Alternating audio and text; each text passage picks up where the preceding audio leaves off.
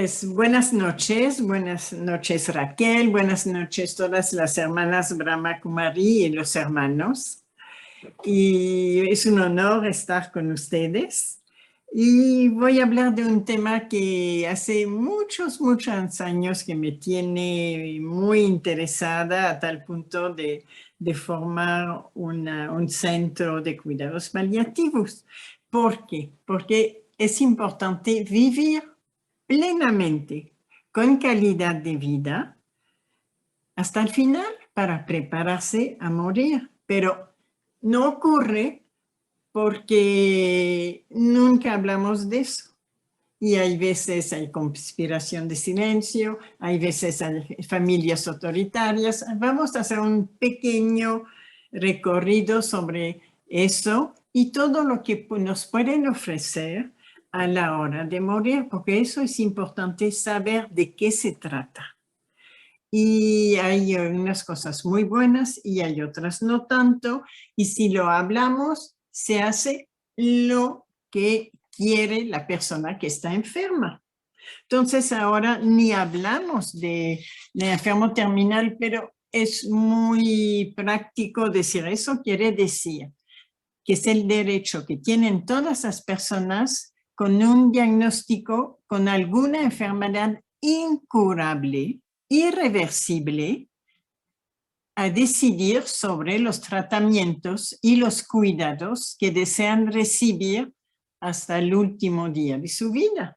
Entonces, si están de acuerdo, hay mucho menos tensión dentro de la familia. Así que cuando quieran, pues, si tienes la presentación, Raquel, te lo voy a agradecer.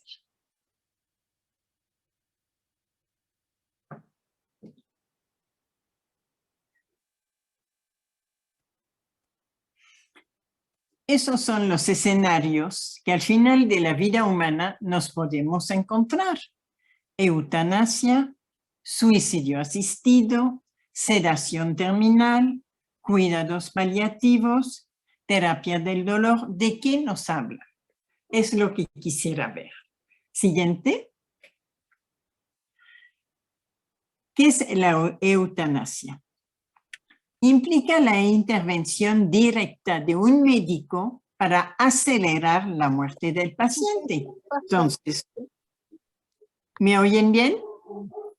Entonces, equivale a matar al paciente. En el suicidio asistido, es el propio enfermo el que pone fin a su vida. Un médico, unas enfermeras le preparan los medicamentos que quiere, dice, ya no aguanto esta vida, este dolor, y yo quiero eso. Y no está permitido solo en muy pocos países. Y la sedación terminal alivia el dolor en los momentos finales del paciente. Eso es otra cosa.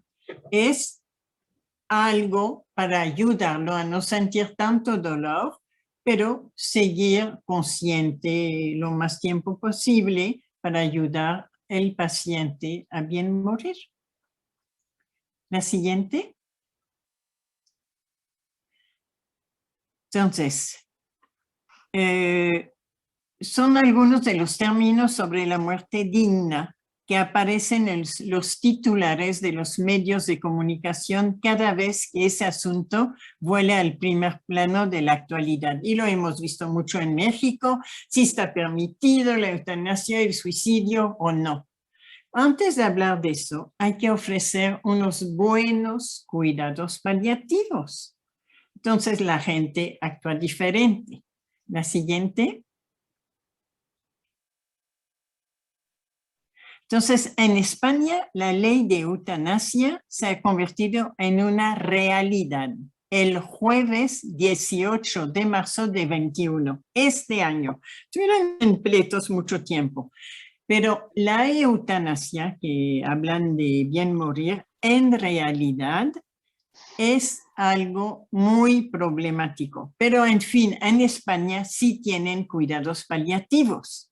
Entonces, hemos visto que en varios países donde hablan de eutanasia, una vez que lo permiten, ya no hay tanta demanda en realidad. Entonces, vale la pena conocer un poco más a fondo eso si lo conocen. El Congreso en España ha dado luz verde definitiva a una ley por la que numerosos colectivos llevaban décadas luchando. No quieren y otros sí quieren. De esta manera queda despenalizada la eutanasia en nuestro país. Así que si un médico ayuda a un paciente a morir, ya no lo van a encarcelar, porque puede ser que sea rumor, puede ser una acusación falsa, puede ser que lo haya pedido el paciente, por lo menos ya no lo van a perseguir. En ocasiones, este término se confunde con sedación terminal o cuidados paliativos. Eso no se debe de confundir. Por eso, NIUS, las novelas internacionales, aclaran en qué consiste cada una de esas prácticas. Siguiente.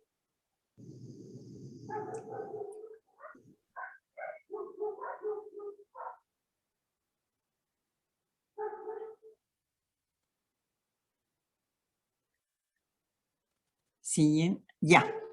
Entonces, dice que eutanasia, quiere decir bueno en griego y thanatos, muerte, por la que etimológicamente significa buena muerte.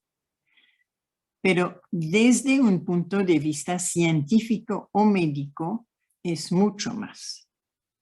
Y filosófico todavía más. La eutanasia es el proceso de acelerar la muerte de una persona con una enfermedad incurable para evitar que sufra o porque estorba. En la eutanasia siempre es un equipo médico el que administra los fármacos a la persona que desea morir. Entonces, eso lo puede pedir la persona y eso debería ser ante notario o tienen que haber un testigo o simplemente pues si ya cuesta mucho o está estorbando o quieren heredar. Por eso se ha hecho una gran lucha contra la eutanasia. Hay otras maneras de acompañar a una persona con una enfermedad incurable. ¿Sí? La siguiente.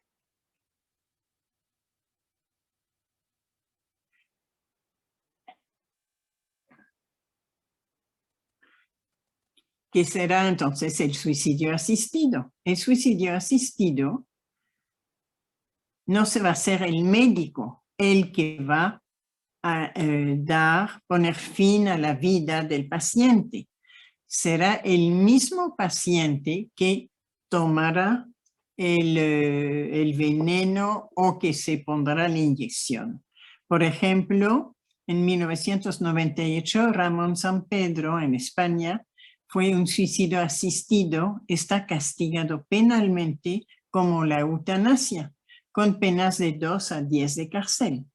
En Suiza sí se practica y hay mucha gente en Europa que va a unos lugares donde pueden tener un suicidio asistido, van, pero tiene que ser el paciente mismo que lo decide y siempre acompañado con un pariente o un compañero que lo acompaña. Entonces, es el único lugar donde lo podrán obtener. Siguiente.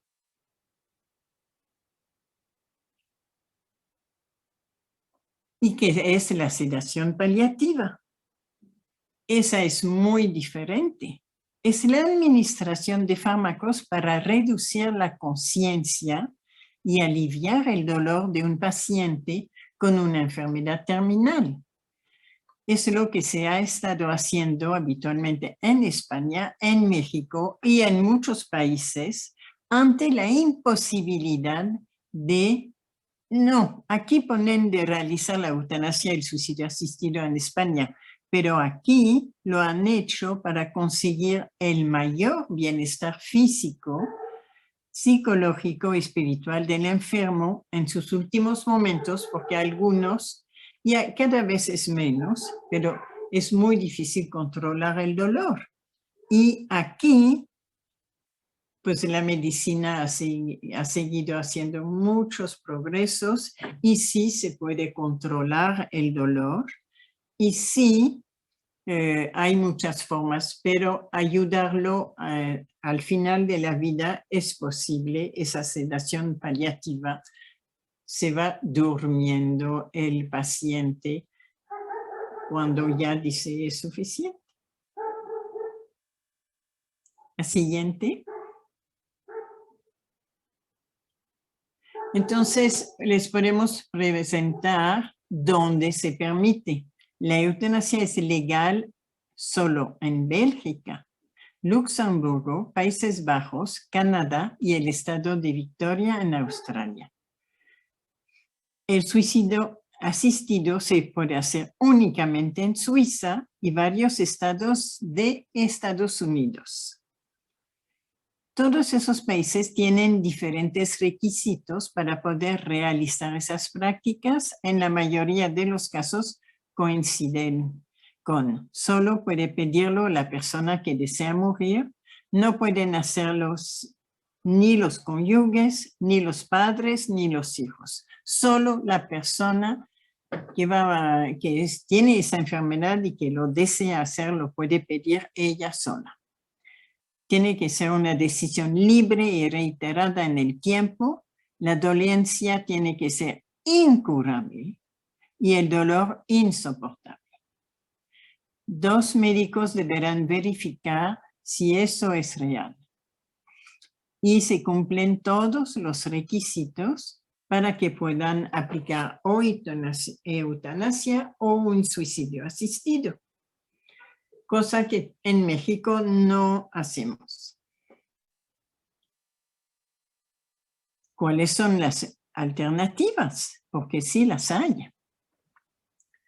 Entonces, la solución a los sufrimientos que comporta una enfermedad no debe pasar por admitir el matar o la ayuda al suicidio a personas enfermas. No es una solución y ningún médico estudia para eso. Es un reto social. El médico desarrolla una medicina paliativa muy eficaz que admita la condición doliente del ser humano y que procure el control del dolor y el alivio del sufrimiento. Y en todos los grandes hospitales van a encontrar una buena medicina contra el dolor. Entonces, es diferente tener una clínica del dolor que va a tratar todos los enfermos, graves o no graves, pero que padecen mucho dolor, y los más graves pues lo podrán tener. Y el cuidado paliativo va a quitar el dolor del cuerpo, va a apoyar también, lo vamos a ver más en detalle, a la familia y lo vamos a ver psicológicamente y hay tanatólogos que ayudan realmente a hablar con ellos y aquí no hay, en los hospitales no hay lo que es un capellán, pero cada enfermo realmente ya tiene su camino hecho y saben con quién puede hablar, la fe que en sus últimos años ha practicado. La siguiente.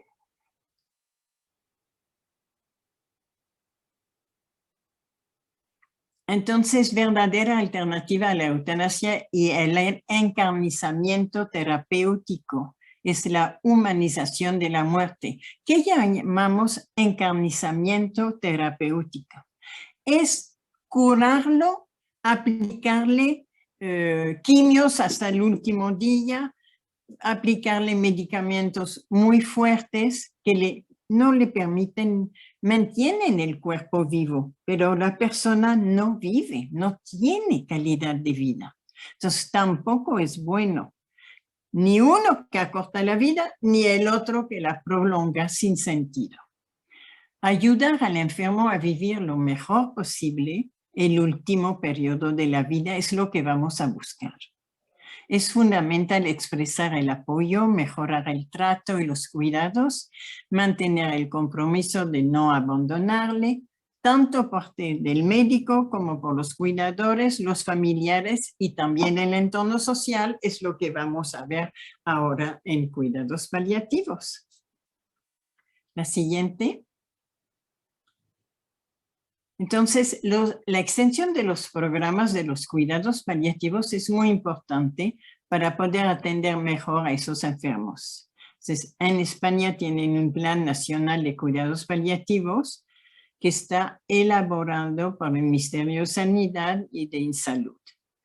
Y los representantes de todas las comunidades autónomas tienen como principal objetivo mejorar la calidad de vida de los pacientes en situación terminal. En México, el programa de cuidados paliativos es muy parecido al de España y realmente lo logra, cada vez es más accesible en los hospitales.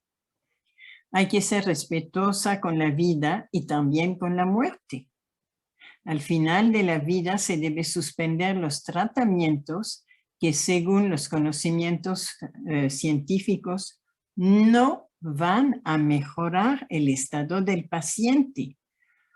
Únicamente vamos a mantener los calmantes para quitar el dolor, la hidratación, nutrición cada vez menos y los cuidados ordinarios necesarios hasta el final natural de la vida. Tampoco creemos Dios y vamos a hacer algo. Ya terminamos, ¿verdad? Esa. Entonces, espero que les quede claro la diferencia entre todas esas palabras que sí se contemplan y se ven. Y ahora, ¿podemos tener la presentación de voluntad anticipada? No, estamos con cuidados paliativos. Está bien. Ah, sí, la voluntad anticipada. Es muy importante, es muy bueno. Es algo que se ha hecho en México, que se ha desarrollado y que está al alcance de todos. Entonces, el documento de voluntad anticipada permite a toda persona manifestar de forma libre y consciente su decisión sobre la forma en que quiere ser tratada médicamente ante una enfermedad terminal o un accidente. Se puede decidir. Porque si hay una enfermedad que sabemos que es grave, le decimos terminal aunque no se reconoce, no se debe usar. Es mucho mejor tener una enfermedad si no se prolonga demasiado que un accidente que es muy violento y que ¡pum!, de un día por otro ha desaparecido y no puede hacer nada. Pero sin embargo, es muy importante platicar en la familia, platicar con sus amigos, los seres más cercanos, qué es lo que quiero hacer si me pasa esto. Hay que tomar un momento. Entonces, la voluntad anticipada regula la ortotanasia. Ortotanasia quiere decir muerte digna. Entonces, es el otorgamiento de medidas médicas paliativas que van a disminuir el sufrimiento, que lo hacen tolerable el sufrimiento, aunque no se desaparezca totalmente, permitiendo así el apoyo emocional y espiritual a los enfermos con una enfermedad incurable. Y permite a todas las personas de manifestar su decisión de no someterse a medios o tratamientos o procedimientos médicos que propicien la obstinación médica, uso innecesario de medios o instrumentos para mantener vivos a un enfermo en etapa terminal.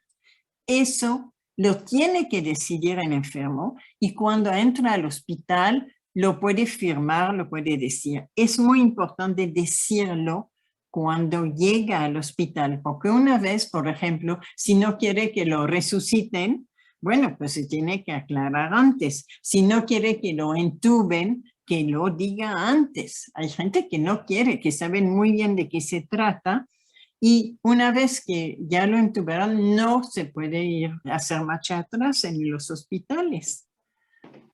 La siguiente. Entonces, las diversas leyes de voluntad anticipada han encomendado a los notarios la redacción de los documentos de voluntad anticipada para otorgar certeza jurídica al acto. Basta con acercarse al notario público más cercano o de confianza para recibir asesoría gratuita e imparcial al respecto. Y en el mes de septiembre hasta algunos lo hacen gratuito, han bajado mucho los costos y en los hospitales es gratuito. Ustedes pueden llegar, pide esa fórmula y la pueden firmar, pero tiene que llegar grave, con una enfermedad que ya merece la pena, si no, no puede ir hacia el hospital. Y una forma de tratamiento, ahí no vamos a seguir con eso. Cada estado está libre de decidir cómo quiere que se trate la voluntad anticipada. Entonces es lo que les dejo averiguar cada uno en su estado, y la donación de órganos y cómo quiere un ceremonial funerario. Todo se puede estipular, es un documento público que tiene las mismas reglas que un testamento, y también cada estado tiene unas reglas un poco especiales. Entonces, para la voluntad anticipada, pues eso sería todo. Y vamos a hablar realmente de lo que son los cuidados paliativos, que para eso aquí estamos. Y entonces el cuidado paliativo será realmente, hablamos de un cuidado paliativo domiciliario de excelencia. Un paciente con diagnóstico de una enfermedad terminal puede enaltecer su dignidad, claro que sí. Entonces, los cuidados paliativos se pueden dar en hospital, todos los hospitales lo tienen, y no es una persona que da el cuidado paliativo, es todo un equipo. Será el médico que al principio pues da un diagnóstico correcto y un pronóstico si es posible. Será decir, bueno, en ese caso, ¿qué va a pasar si le aplicamos ese medicamento o si hacemos ese tratamiento? ¿Qué puede pasar? O si en el momento que dice, bueno, hemos hecho todo el tratamiento posible y ahora no podemos darle más ofertas, ¿qué es lo que quiere? Que lo sigamos tratando en el hospital. Hay gente que se siente muy segura y quiere seguir en el hospital y prefiere morir muy seguro en el hospital. Y muchos prefieren, claro, irse a su casa, rodeado por su familia, por sus cosas que le gustan, por sus animales, por sus cuadros, todo lo que ha vivido quiere estar rodeado de eso. Entonces hay que darle las opciones, y es bien importante tomar el tiempo cuando uno está bien de platicar de eso entre todos. Y el cuidado paliativo siempre se da donde está el paciente. Entonces, si consideramos a la vida como un gran escenario, tendremos que hablar de las entradas y de las salidas en escena. Por lo menos es lo que nos hablaba nuestro maestro. La siguiente. Ya. En nuestra sociedad occidental, uno no se prepara a la muerte. Entonces, algún día sabemos que vamos a tener que dejar ese cuerpo, ese traje. Entonces hay que salir bien de escena, con una sonrisa. ¿Seremos capaces de salir del escenario con dignidad? De eso se trata. Y es posible. Siguiente, por eso tantos tienen años estudiando eso. Entonces, comprender cómo los cuidados paliativos domiciliarios de excelencia a un paciente con un diagnóstico de enfermedad grave, terminal, puede enaltecer su dignidad. Y a eso nos hemos dedicado los últimos años. La siguiente.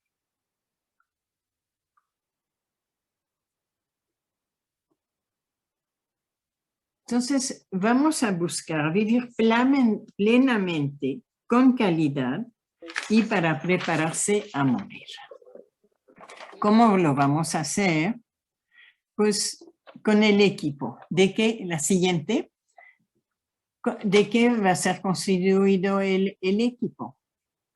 Entonces, primero vamos a tener un buen diagnóstico. La siguiente. Vamos a definir qué es un enfermo con una enfermedad terminal. Entonces,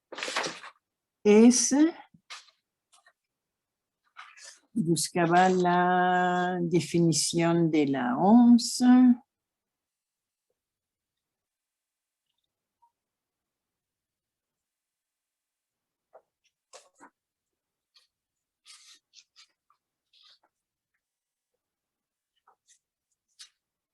Una enfermedad terminal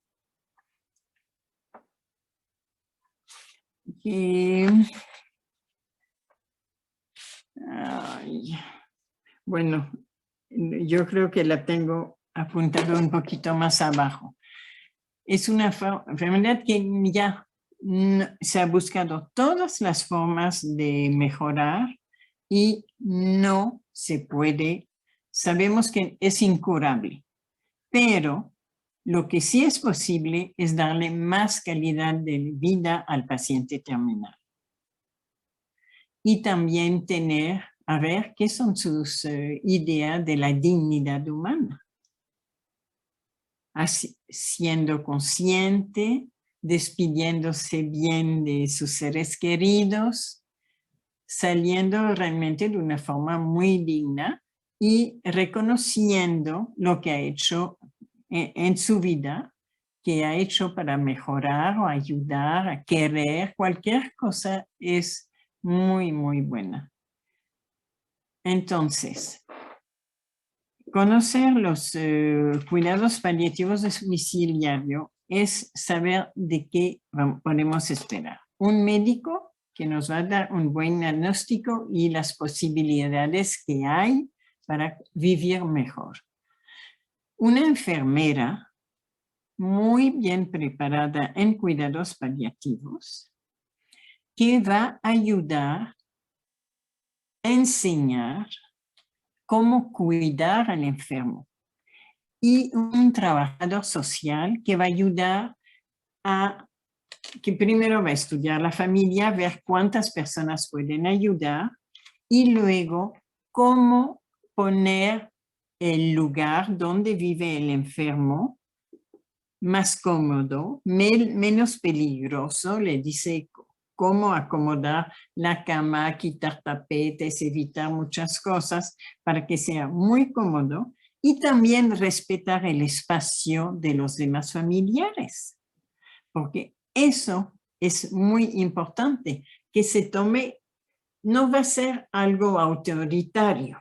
Por ejemplo, hay familias que no se puede hablar de eso, porque se decide, no, entra a terapia intensiva, le van a hacer todo, lo entuban, no, así no. Vamos a hablar con el paciente y con todo el equipo vamos a tomar la decisión. Entonces, el mismo paciente va a saber qué puede hacer, cómo puede ser. Y eso es tan importante. Yo recuerdo que el equipo una vez fue a visitar a un paciente y vivían bien lejos, una señora en el cerro ahí perdida, y la encuentra en la cama el doctor y la enfermera y el trabajador social ya llegaron. Y entonces le dice al señor: ay, doctor, yo sé que es muy caro, pero por favor, consígueme esa inyección para que ya no aguanto, ya no. Mire, no tengo dinero, pero tengo ese terrenito. Yo le voy a conseguir los papeles, pero consígueme por favor esto. Entonces el doctor dice: momento, señora, dígame primero qué es lo que le pasa, qué siente, eso, el otro. Entonces ya la escucha, la diagnostica, le da un medicamento, un remedio, y se van. Y regresan 15 días después. La señora parada, viniendo, entraba a su casa, venía de su pequeño jardín con su bastón, y entonces feliz de ver el doctor que la había dado tanto, la enfermera que la apoyó, y se sentía bastante bien, con muchas ganas de vivir. No quería eutanasia ni suicidio asistido ni nada de eso. No estaba dispuesta a darle ninguna escritura ni su bastón al doctor. Entonces, vivió muy bien, recibió el equipo cada 15 días y se fue poco a poco apagando de muerte natural, pero vivió bastante tiempo. Entonces, eso es morir con dignidad. Se pudo despedir de los que quería, despedir su perro con quien iba y recibir la visita. Hemos tenido unas experiencias maravillosas, pero hay que darle tiempo y escucharlo. Y tenemos que establecer, porque los cuidados paliativos domiciliarios de excelencia dignifican al enfermo terminal.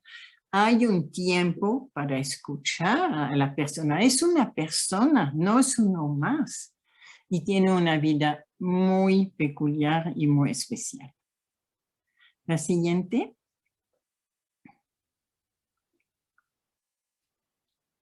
Entonces, aquí está. Según la OMS, un enfermo terminal es una persona que sufre una enfermedad avanzada, progresiva, irreversible y que no responde más al tratamiento curativo. Eso es una enfermedad que consideramos terminal, porque se hizo lo posible. Entonces, hay un momento para nacer, para vivir, crecer, uno se enferma y muere. Eso es el camino de todos y lo que nos espera y cómo vivimos y cómo tenemos acompañado muchos de nuestros familiares, amigos, y es la verdad, pero realmente unas enfermeras tienen, bueno, y pueden ver y propiciar una reunión familiar. Y los que quieren participar de la familia participarán, los otros no.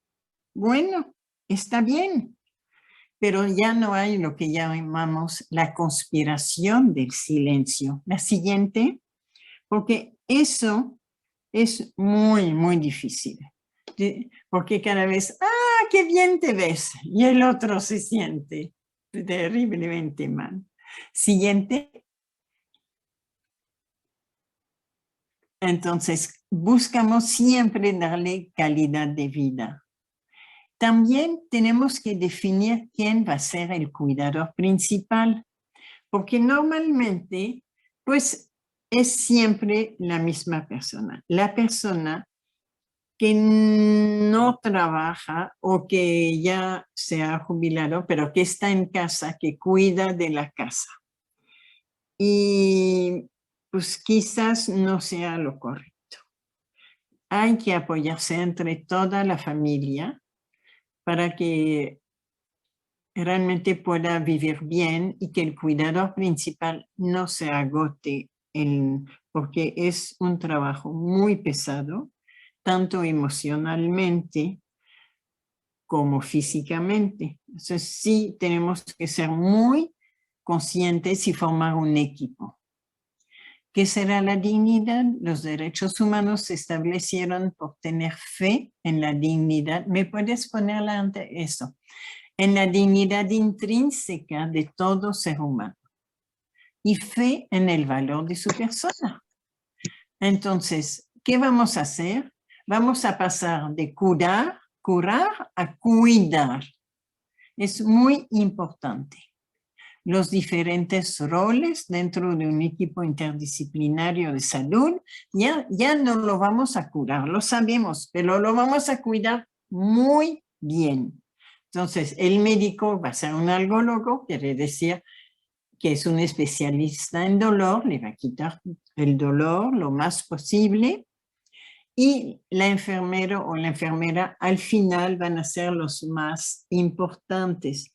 Son los que lidian el equipo, porque el médico ya le dio su tratamiento, lo puede revisar, pero los que van a ayudar más son los enfermeros y las enfermeras, y les van a dar tips y les van a aconsejar tanto al enfermo para que sea autosuficiente lo más posible, y a su cuidador principal y todos los demás. El tanatólogo o psicólogo o los dos estarán ahí. Es bueno que hayan estudiado las dos materias la misma persona, y podrá hablar con la familia, podrá sobre todo escuchar y alentar a porque no siempre hay la misma comunicación con todos los miembros de la familia. Entonces, alentar a que el diálogo se establezca, y que, bueno, uno será muy bueno para prepararle su comida preferida y el otro será muy bueno para escucharlo, quizás por la 10ª vez que le vaya contando qué hizo en su vida, qué es lo que le ha gustado. Eso es muy, muy importante. El trabajador social va a ser muy importante, tanto al principio para ver cómo mejorar el lugar donde estar, sugerir que sea lo más cómodo posible, y también al final de la vida ver quién. Entonces normalmente el médico es el que hace la receta, pero puede ser el médico que vive más cercano, porque pues, si está en su casa y que el hospital está a 20 kilómetros, pues no, muchas veces no es el hospital, o hace un certificado que tiene esa enfermedad y se esperaba, pero muchas veces un médico del lugar puede dar el certificado de defunción y que apoyar. Hay veces no tienen suficientes recursos y hay funerarias que son más generosas que otras y que los ayudan y apoyen a la gente. Entonces, eso es muy bueno el trabajador social. La siguiente.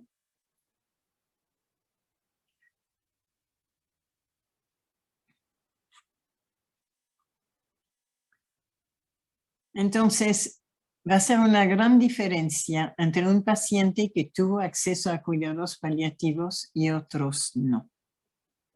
Entonces, a veces no hay más que hacer y los abandonan y que se vayan a morir a su casa, o los tienen arrinconados en el hospital y le dan una vuelta grande, médico o enfermera, porque pues ya más no pueden hacer. Tampoco hacer tratamientos que prolongan la vida innecesariamente. Si no está consciente, si él no quiere, si ya ha dicho que no quiere que lo resuciten ni nada de eso, que respeten su voluntad. Por eso existe la voluntad anticipada. Luego, rechazo a los opiáceos.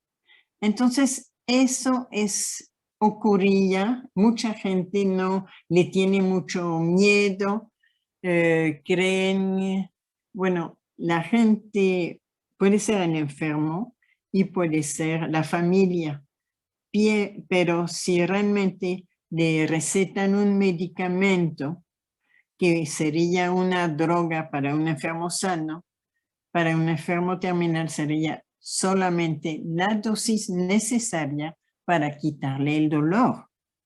No se va a volver adicto y además pues, está en la fase terminal y eso pasa algo muy especial que se va realmente para quitar el dolor, aliviar y dar un mejor estar.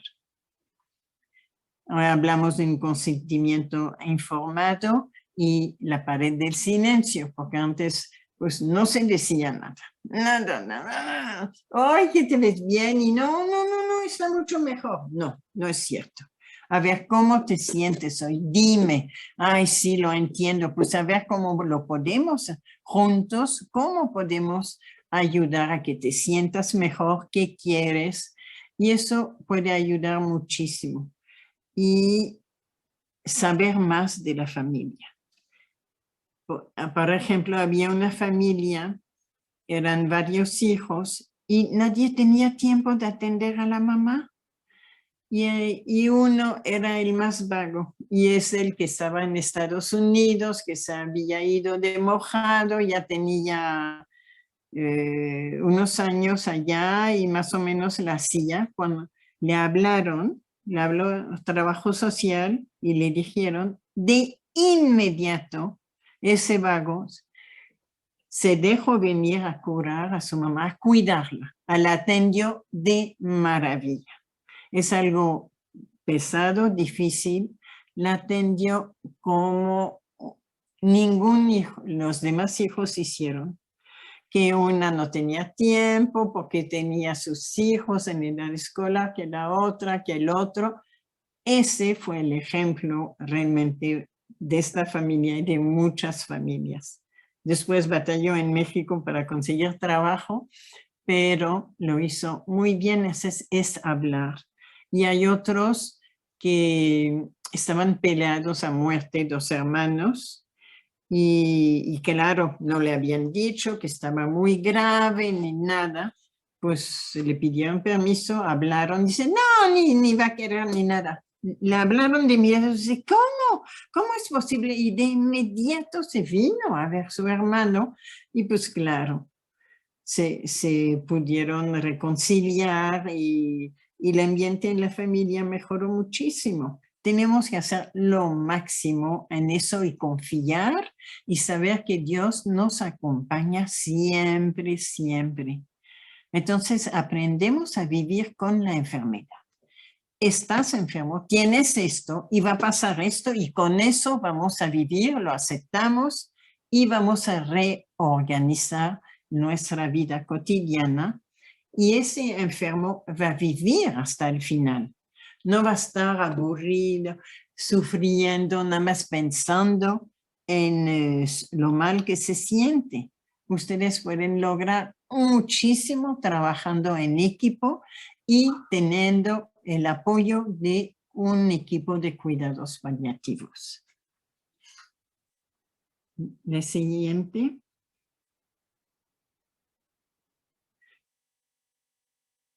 Sí, también de la pared del silencio. Es un absurdo eso, porque el enfermo, él sabe, intuitivamente sabe muchas cosas que nosotros ni su familia sabe. Entonces tenemos que respetar eso y abrir el diálogo. Y pedir ese apoyo porque existe en los hospitales, no todos, pero si lo tienen, pues hay que aprovecharlo y hay que decidir si quieren quedarse en el hospital o si vive lejos, si quiere un equipo que vaya a su domicilio. Es diferente. Pues espero que les haya aclarado algunas dudas. Si alguien tiene comentarios,